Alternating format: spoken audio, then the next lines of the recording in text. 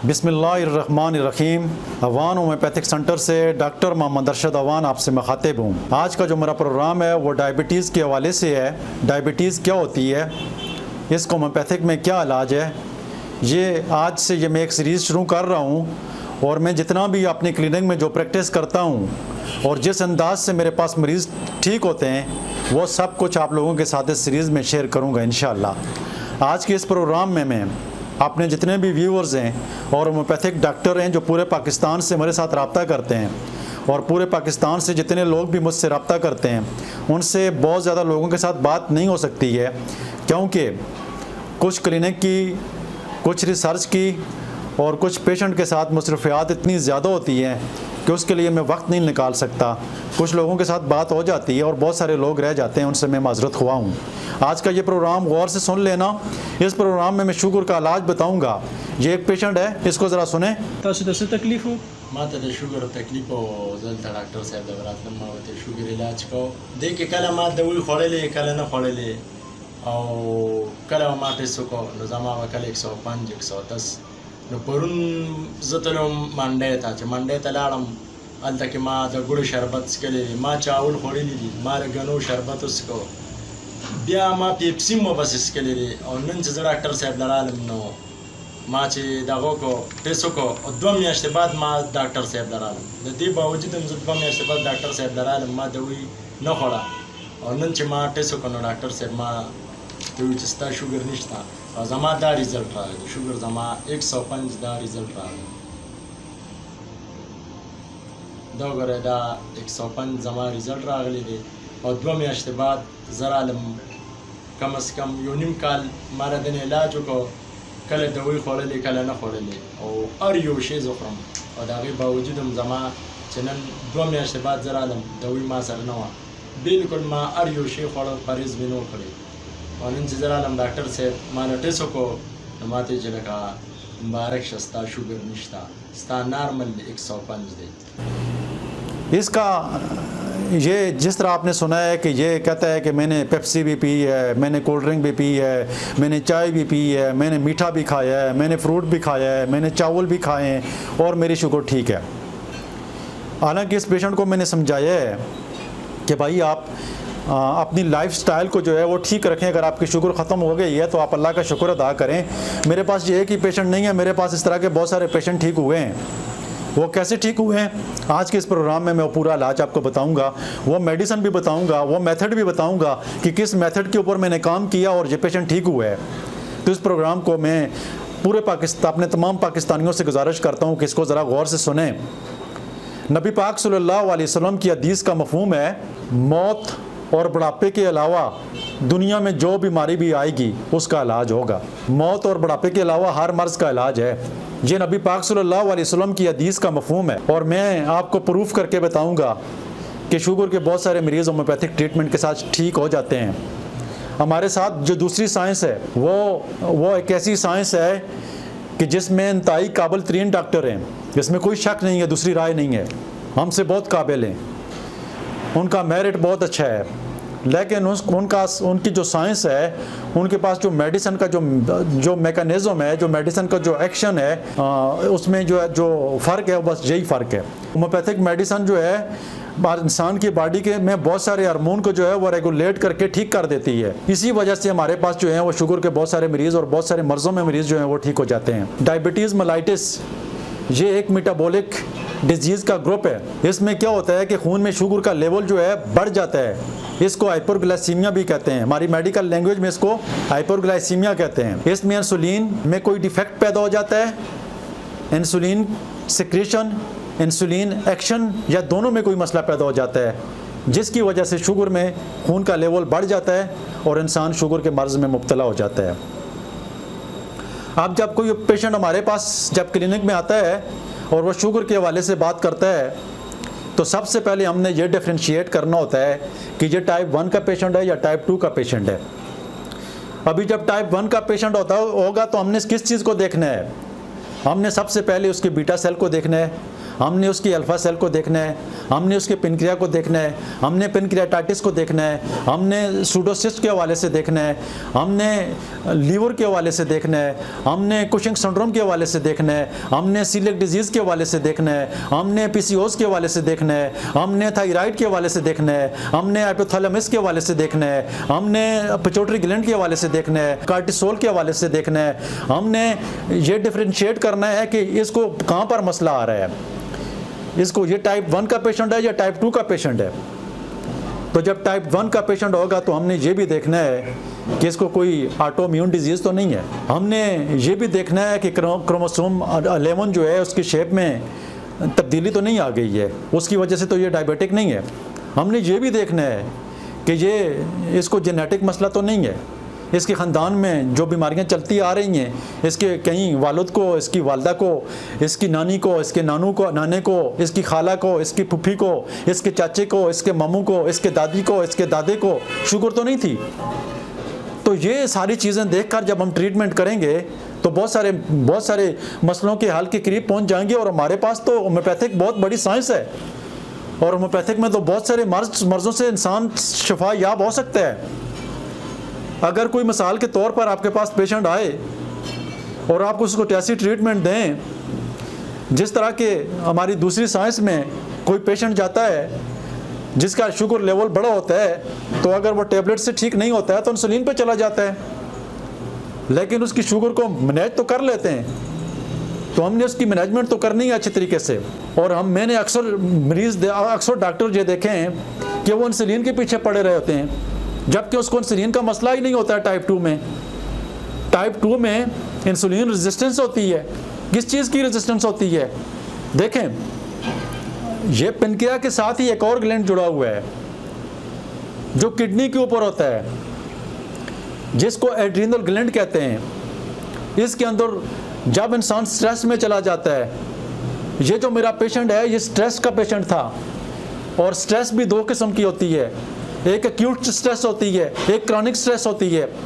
जो acute stress का patient होता है वो मेरे पास, यकीन माने कि मेरे पास बेताशे मरीज ठीक हुए हैं, पहले विजिट पर भी ठीक हुए हैं, दूसरे विजिट पर भी ठीक हुए हैं, 3 महीने में भी बाज़ को लगे हैं, बाज़ को 6 महीने में भी लगे हैं, बाज़ को साल भी लगे हैं, बाज़ को 2 साल भी लगे हैं, लेकिन ठीक हुए हैं। और बाज़ नहीं भी ठीक होते हैं, उसकी क्या वजह है वो नहीं ठीक होते हैं, तो उसकी वजह को देखकर हमें उसको अगर ट्रीट करेंगे, अगर हम उसको समझाने में कामयाब हो जाएंगे कि आप अपनी लाइफस्टाइल को ठीक करें, आप खाते क्या हैं, आप पीते क्या हैं, आप उठते कैसे हैं, आप बैठते कैसे हैं, आपका फैमिली एनवायरनमेंट कैसा है, एनवायरमेंटल सिस्टम को देखना है आपने, उसका रहन सहन का तरीकाकार देखना है, उसमें तब्दीली लानी है, तब जाकर पेशेंट ठीक होते हैं।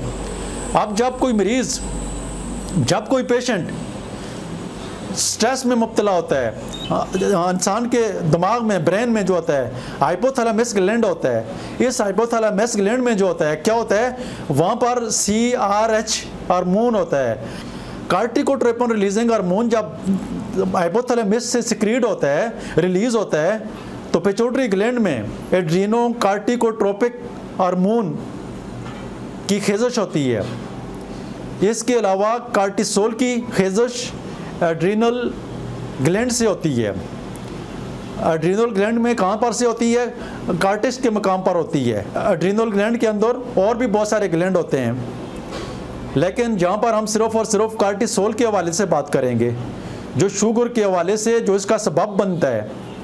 क्योंकि ये स्ट्रेस के हवाले से हमारा प्रोग्राम मज़ीद भी होगा, जो कमी बेशी होगी उस प्रोग्राम में तफसील के साथ मैं बात करूंगा। तो जब ये कार्टिसोल हार्मोन जिस स्ट्रेस की वजह से सिक्रीट होना शुरू हो जाता है, उसकी खेजश होना शुरू हो जाती है, तो ग्लूकागॉन हार्मोन जो है वो एक्टिव हो जाता है और ग्लूकागॉन रिलीज़ होना शुरू हो जाता है, और ग्लाइकोजन जो लीवर में ग्लाइकोजन होता है उसको तोड़कर जो है वो ग्लूकोज में कन्वर्ट करना शुरू कर देता है, और इस तरह वो स्ट्रेस की वजह से शुगर लेवल जो है वो बढ़ता रहता है। और अगर वो स्ट्रेस हम कंट्रोल नहीं करेंगे तो वो स्ट्रेस मसलसल रहेगी, और ये कार्टिसोल हार्मोन जो होता है, जिसको स्टीरॉयड हार्मोन भी कहते हैं, और स्टीरॉयड हार्मोन को जो है कुव्वत की ज़रूरत होती है, तवानाई की ज़रूरत होती है, तो वो तवानाई किस तरीके से हासिल की जाती है? ग्लूकोगान के ज़रिए, बीटा अल्फ़ा सेल के ज़रिए जो है वो ग्लूकोगान रिलीज़ होकर ग्लाइकोजन जो है वो तोड़कर, प्रोटीन जो है उसको तोड़कर, कार्बोहाइड्रेट जो है उसको तोड़कर जो है वो शुगर में कन्वर्ट कर दिया जाता है, और इस तरह शुगर लेवल जो है वो बढ़ा रहता है। लेकिन जो ही उस शुगर लेवल को हम रिलीज़ कर देंगे, शुगर लेवल ठीक हो जाएगा। जो ही हम उस कार्टिसोल को, जो ही उस स्टीरॉइड हार्मोन को हम कंट्रोल कर लेंगे, तो वो शुगर ऑटोमेटिकली जो है वो ठीक हो जाएगी। इसके लिए जब ये पेशेंट मेरे पास आया, या इस तरह के मेरे पास बहुत सारे पेशेंट आते हैं, तो उनके पास पीछे क्या मसाइल होते हैं? सबसे बड़ा मसला ये होता है, ये चीज़ देखने की है, ये चीज़ समझने की है कि जब आपके पास कोई स्ट्रेस का पेशेंट आता है, कोई पेशेंट ये मानता ही नहीं है कि वो स्ट्रेस में है, तो जब कोई डॉक्टर जब वो कोई बहुत सारे पेशेंट देखता है, जब 2, 4, 6 हज़ार पेशेंट देख लेता है, तो उसको समझ आ जाती है पेशेंट को देखकर। मेरे पास अक्सर जब क्लिनिक में जब दरवाजे से अंदर कोई पेशेंट एंटर होता है, तो मुझे जजमेंट हो जाती है कि इस पेशेंट को क्या मसला है, क्योंकि मैं उसकी फेस की रीडिंग करता रहता हूँ। जब आप फेस की रीडिंग करके सिस्टम को समझकर असूलों के मुताबिक अगर आप प्रैक्टिस करेंगे, जान नहीं छुड़ाएंगे, बल्कि आप अखलास से आप इस काम को इबादत समझ कर करेंगे, आप अल्लाह को गवाह बनाकर समझ कर करेंगे। आपको ये यकीन होना चाहिए कि जब आप मरेंगे, तो मरने के बाद आपके अमाल के हवाले से तो आपका सवाल भी होगा, लेकिन आपसे ये भी सवाल किया जाएगा कि आप डॉक्टर थे और आपने जो ड्यूटी की है, आपके साथ जो आपके पास जो पेशेंट आते थे, तो उनके साथ आपका क्या रवैया था? आप उनके साथ मुखलिस थे, आप पूरी दीनदारी के साथ, पूरी ईमानदारी के साथ, पूरे यकीन के साथ, पूरे एतमाद के साथ, पूरे इत्मीनान के साथ सिस्टम को समझकर, मेडिसिन की स्टडी को समझकर, पैथोलॉजी को देखकर, हर चीज़ को समझकर आप प्रैक्टिस कर रहे थे कि नहीं बस उसको टरका रहे थे? अगर आप मरीज़ को जब तक टरकाएंगे, ना आपकी इज़्ज़त होगी, ना रिस्पेक्ट होगी, ना आपके पास क्लिनिक में पेशेंट होंगे। मैं अभी होम्योपैथिक डॉक्टर के साथ मुखातिब हूँ। देखें, हमारे पास होम्योपैथिक जो है बहुत बड़ी साइंस है, और ये हमारी ज़िम्मेदारी बनती है कि जो लोग बेचारे बीमार आते हैं, तकलीफ़ में जो आते हैं, तो हम उसके साथ रहमदिली वाला रवैया रखेंगे, तो तभी जाकर मरीज़ ठीक होंगे। मैं यकीन माने, मैं रब ज़ात को गवाह बनाकर कहता हूँ कि मैं अपनी क्लिनिक में जितने मरीज़ भी देखता हूँ, तो मैं उनको इबादत समझ कर देखता हूँ। मैं अपना ये काम जो है अल्हम्दुलिल्लाह इबादत समझ कर करता हूँ, और मैं इंतहाई रहमदिली के साथ, इंतहाई अखलास के साथ, इंतहाई मोहब्बत के साथ, इंतहाई प्यार के साथ और इंतहाई शफ़क़त के साथ अपने मरीज़ों के साथ पेश आता हूँ। अगरचे मैं अपने मरीज़ों के ऊपर सख्ती भी करता हूँ, तो उनके मफाद में करता हूँ। तो लिहाजा जब भी आप पेशेंट को देखें, तो उसकी पूरी पैथोलॉजी को समझ लिया करें, उस पेशेंट की पूरी बीमारी को अच्छे तरीके से समझकर, उसके सिम्टम को समझकर, सिम्टम भी तभी होते हैं कि जब उसके पीछे कोई पैथोलॉजी होती है। सिम्टम तभी पैदा होते हैं कि उसके पीछे कोई पैथोलॉजी होती है। लेकिन जब आप पैथोलॉजी को समझेंगे और उसके मुताबिक आपके पास मेडिसिन होगी, तो वो मरीज़ आपका ठीक हो जाएगा। अभी कार्टिसोल हार्मोन जब आपका उसकी खेज़िश हो रही होती है, तो उसको रोकने के लिए आपके पास कौन सी मेडिसिन है जो सबसे बड़ी मेडिसिन है? मैं आपको वो बताना चाहता हूँ, अश्वगंधा। अश्वगंधा मदर टिंचर का जब आप इस्तेमाल करते हैं, तो कार्टिसोल की खेज़िश जो हो रही होती है वो कम होना शुरू हो जाती है, या वो बिल्कुल रुक जाती है। और जो इंसान शुगर के मर्ज़ में मुब्तला होता है, तो उसकी शुगर जो है वो स्टॉप हो जाती है, उसकी स्ट्रेस रिलीज हो जाती है, उसकी स्ट्रेस जो है वो ठीक हो जाती है, उसका दिमाग जो है वो रिलैक्स हो जाता है, वो सुकून में आ जाता है, तो उसकी शुगर भी ठीक हो जाती है। अभी स्ट्रेस, किस तरह की स्ट्रेस होती है? एक पेशेंट आता है, वो कहता है कि उसकी वालिदा फौत हुई है, उसके बाद उसका शुगर लेवल बढ़ गया है, उसका कोई करीबी रिश्तेदार मर जाता है, बीवी का खावंद मर जाता है, खावंद की बीवी मर जाती है, कोई जवान बेटा मर जाता है, तो ये कोई मामूली स्ट्रेस तो नहीं होती है, ये बातें बर्दाश्त से बाहर की होती हैं उस फैमिली के लिए। तो लिहाजा इन चीज़ों को समझेंगे। अभी मिसाल के तौर पर एक पेशेंट हमारे पास आता है, तो उससे हम पूछते हैं कि आपको कोई स्ट्रेस है, तो वो कहेगा नहीं, हमें तो कोई स्ट्रेस नहीं है। लेकिन जब हम उससे पूछेंगे कि आप तन्हाई में बैठे हुए रोते हैं, तो वो फिर रोना शुरू कर देगी। अगर औरत होगी, अगर मर्द होगी, जो भी होगा, तो वो रोना शुरू कर देगा कि हम रोते हैं। हम अल्लाह से दुआ करते हैं, हम नमाज में रोते हैं, हम छुप छुप के रोते हैं। तो जब स्ट्रेस की वजह से कोई मरीज़ रोता है तो वो आंसू तो कोई आसानी से नहीं निकलते हैं। कोई प्रेशर होता है ना, कोई दबाव होता है, कोई स्ट्रेस होता है ना, और उसकी कोई वजूहत होती हैं ना, तो उस वजूहत को जब हम ठीक करेंगे तो वो मसला उसको ऑटोमेटिकली हल हो जाएगा। तो उस वजूहत को ठीक करने के लिए मैं आपको दूसरी मेडिसिन बताता हूँ, जो इसकी बहुत बड़ी मेडिसिन है, एग्नेशिया। एग्नेशिया हमारी एक ऐसी मेडिसिन है जिसके इस्तेमाल करने से जो एक्यूट स्ट्रेस होती है, एक एक्यूट स्ट्रेस होती है और एक क्रॉनिक स्ट्रेस होती है। तो ये एक्यूट स्ट्रेस मिसाल के तौर पर किसी का करीबी रिश्तेदार मर जाए, किसी को कारोबार में नुकसान हो जाए, किसी का घर का ख़र्चा जो है वो बर्दाश्त नहीं हो रहा है और उसको हर रोज़ ये स्ट्रेस लेनी चाहिए पड़ती है कि उसको आटा, चीनी, सालन, रोटी जो है उसके ख़र्चे के लिए जो है कहीं ना कहीं से पैसे मांगने पड़ते हैं। तो उसकी हार्मोनल लेवल जो है उसमें डिस्टर्बेंस पैदा हो जाती है और वो मुस्तकिल स्ट्रेस के मर्ज़ में मुब्तला हो जाता है, जिसकी वजह से वो शुगर के मर्ज़ में मुब्तला हो जाता है। और अगर उस मरीज़ को वहाँ पर आप हैंडल कर लेंगे, आप उसको एग्नेशिया या अश्वगंधा मेडिसन, अश्वगंधा के बाद आप उसको एग्नेशिया मेडिसन दे देंगे तो उसकी स्ट्रेस भी ख़त्म हो जाएगी और वो अपने मामलात को जो है वो सुधारने में, उसको संवारने में, उसको कंट्रोल करने में, उसको समझने में, अपने बिज़नेस को आगे बढ़ाने में उसका वो ज़हनी तौर पर एक्टिव हो जाएगा, उसका कारोबार भी ठीक हो जाएगा, उसकी स्ट्रेस भी ख़त्म हो जाएगी। उसको मांग का गम, उसको बीवी का गम अगर ख़त्म नहीं होगा लेकिन उसके अंदर जो कंस्ट्रक्शन पैदा हो जाती है वो ख़त्म हो जाएगा, उसकी हार्मोनल लेवल जो हैं वो दोबारा से एक्टिव हो जाएंगे और वो सेहतमंद हो जाएगा। तो एग्नेशिया CM की एक डोज से भी मैंने बहुत सारे मरीज़ ठीक होते हुए देखे हैं। अब ये एग्नेशिया का पेशेंट जो होता है ये रोता रहता है, ये उदास रहता है, गमगीन रहता है, इसको सुकून नहीं मिलता है, इसको सब्र नहीं मिलता है, जिसकी वजह से ये एड्रिनल ग्लैंड के ऊपर प्रेशर पड़ता है और यहाँ से जिसको स्टीरॉयड हार्मोन भी कहते हैं, कार्टिसोल हार्मोन भी कहते हैं, ये सिक्रीट होते रहते हैं और इंसान शुगर के मर्ज़ में मुब्तला हो जाता है। तो ये जब आप एग्नेशिया देकर इसको रोक लेंगे, अश्वगंधा देकर इसको आप रोक लेंगे तो वो मरीज़ ऑटोमेटिकली ठीक हो जाएगा, इसकी शुगर भी ठीक हो जाएगी। आप इंसुलिन के पीछे ना पड़ें, आप सिस्टम को समझेंगे। इस तरीके से अगर आप लोग अगर शुगर के मर्ज़ में मुब्तला हैं तो होम्योपैथिक का इलाज करेंगे तो इस तरीके से मरीज़ ठीक हो जाते हैं। अब एक ऐसा पेशेंट है कि जो कहते हैं जो पेशेंट जो होता है उसको कई अरसे से वो स्ट्रेस के मर्ज़ में मुब्तला है और वो ऐसा है कि वो हर वक्त रोता रहता है, उसको सुकून ही नहीं मिलता है। अगर उसको कोई इंसान आकर ये कहे कि भाई आप सब्र करें, चुप हो जाएं, अल्लाह सब्र दे आपको, ये मसला हल हो जाएगा, तो वो और ज़्यादा फूट कर रोना पड़ जाता है। तो ये इसके लिए अगर आप एग्नेशिया देंगे तो एग्नेशिया से वो मरीज़ ठीक नहीं होगा। एग्नेशिया की क्रॉनिक मेडिसिन कौन सी है? एग्नेशिया की क्रॉनिक मेडिसिन जो है वो नेट्रोम्यूर है। अगर आप उसको नेट्रोम्यूर देंगे तो नेट्रोम्यूर के साथ वो मरीज़ ठीक हो जाएगा। और CM की एक डोज से भी मैंने बहुत सारे मरीज़ जो हैं उनकी हार्मोनल लेवल में जो डिस्टर्बेंस हो जाती है उसको रेगुलेट होते हुए मैंने देखा है और मरीज़ ठीक होते हुए मैंने देखे हैं। मेरे पास कई ऐसे मरीज़ आते हैं कि जिनको मैंने पहले विज़िट पर मेडिसिन दी, वो साल 6 महीने के बाद पेशेंट लेकर आए हैं कि डॉक्टर साहब हमने आपके इलाज किया था, हमारी शुगर ठीक हुई है, तो हम आज इस पेशेंट को लेकर आए हैं। तो इस तरीके से मरीज़ ठीक होते हैं। अब एक ऐसा पेशेंट है कि जो बहुत ज़्यादा रोता है लेकिन उसको जब कोई तसल्ली दे देता है, कोई समझाता है तो वो समझ जाता है, उसको सुकून मिल जाता है और उसका रोना धोना जो है वो बंद हो जाता है। तो ऐसे मरीज़ को अगर आप नेट्रोम्यूर देंगे तो वो मरीज़ कभी भी ठीक नहीं होगा।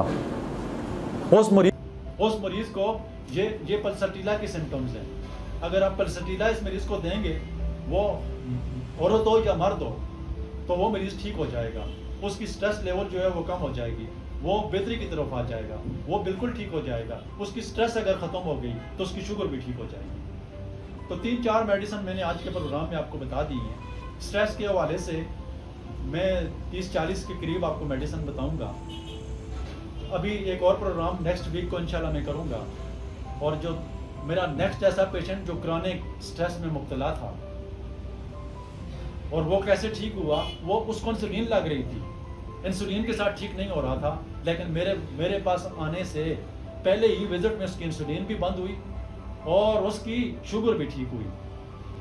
तो लिहाजा अगर आप सिस्टम को समझकर ट्रीटमेंट करवाएंगे या आप ट्रीटमेंट करेंगे तो अल्लाह के फजल से वो मरीज़ जो है वो ठीक हो जाते हैं। पूरे पाकिस्तान में बहुत सारे लोग मुझसे रब्ता करने की कोशिश करते हैं, मैं उनसे माजरत हुआ हूँ कि मेरी उनके साथ बात नहीं हो पा सकती है, लेकिन इसके लिए मैंने एक अपना असिस्टेंट रख लिया है जो आपसे आपकी कार रिसीव करेगा और आपसे बात करेगा। और अगर कोई पेशेंट किसी भी मर्ज़ में मुब्तला है जो पाकिस्तान से बाहर रहता है या उसकी पहुंच हम तक नहीं हो सकती है, तो ऑनलाइन जो है हम उसकी इंशाल्लाह खिदमत करने की कोशिश करेंगे। और तो पूरे पाकिस्तान से मेरी किसी से बात अगर नहीं हो सकती है तो मेरी बहुत मसरूफ़ लाइफ है। मैं बाकायदगी के साथ जब मैं क्लिनिक में पेशेंट देखता रहता हूँ, जब मुझे किसी चीज़ की समझ नहीं आती है तो मुझे बहुत ज़्यादा काम करना पड़ता है और मैं रिसर्च बहुत ज़्यादा करता हूँ, जिसकी बुनियाद के ऊपर मैं आप लोगों से रब्ता नहीं कर सकता हूँ या आपके लोगों के साथ बात नहीं हो सकती है। मेरे बहुत सारे अजीज़ डॉक्टर हज़रात जो हैं मुझसे रब्ता करते हैं, उनसे बात नहीं हो सकती है, किसी के साथ हो जाती है, किसी के साथ नहीं हो सकती है, तो उनसे भी माजरत हुआ हूँ। इसीलिए ये मैंने प्रोग्राम इस तरीके से तरतीब दे दिए हैं कि मैं हर बीमारी का इलाज जो है वो पूरी तरतीब के साथ आपको बताऊंगा।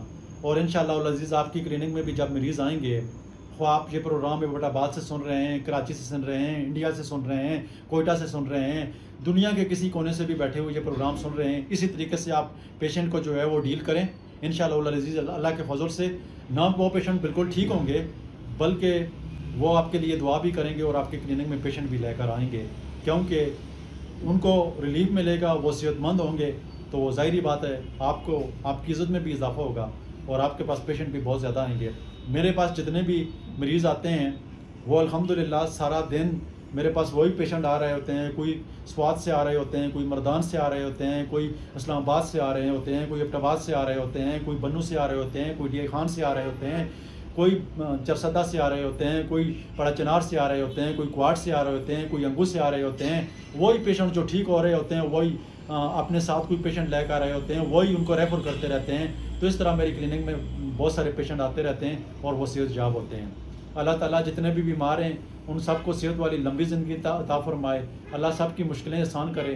अल्लाह सबको सेहत वाली लंबी ज़िंदगी अता फरमाए। अल्लाह ताला आपको खुश व खुर्रम रखे। मेरा प्रोग्राम देखने का बहुत शुक्रिया। मेरी आप लोगों से रिक्वेस्ट है कि अगर आपको ये प्रोग्राम पसंद आया है, मैं आज पहली दफ़ा ये बात कर रहा हूँ, मैं चाहता हूँ कि ये प्रोग्राम फैले, इसको लाइक करें, शेयर करें और अपना कमेंट्स भी दें। आपका बहुत शुक्रिया। अल्लाह आपको खुश रखे।